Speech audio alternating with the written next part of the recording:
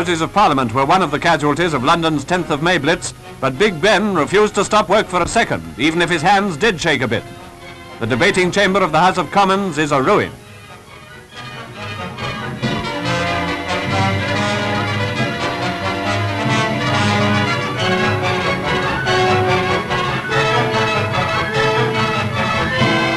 Westminster Abbey, too, suffered from the brutal bombing on that night of full moon, and serious damage has been done to this national shrine.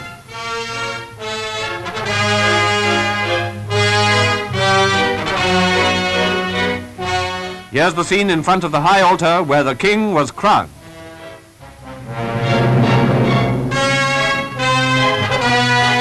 The Germans, of course, will be delighted to contrast the scene of majestic pageantry during the coronation with the scene of senseless ruin brought about by their barbaric attack on the capital.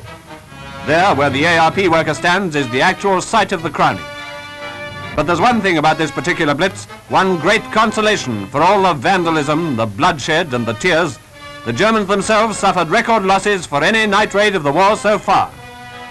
The certain destruction of at least 33 bombers is a magnificent tribute to the skill of Royal Air Force pilots and gunners.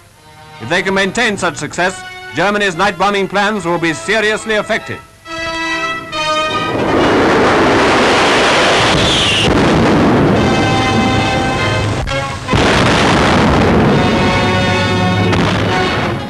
But that's not the end of the story. Londoners everywhere witness scenes like these throughout the night. As in London, the people there bear the brunt of Nazi ferocity.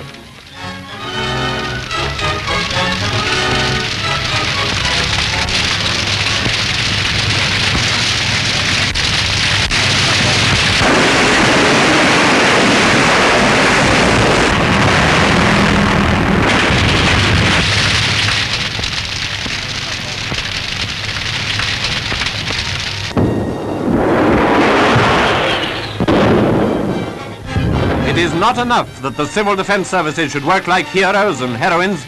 It is not enough to praise ambulance, rescue and firefighting services. There are thousands of people who have not as yet been blitzed. And if there are any who feel that they can add something to the national effort, let them reflect on these pictures. The only way to put an end to such horror is to make Britain so strong that the Nazis utterly and finally crush. We must all help with everything we've got.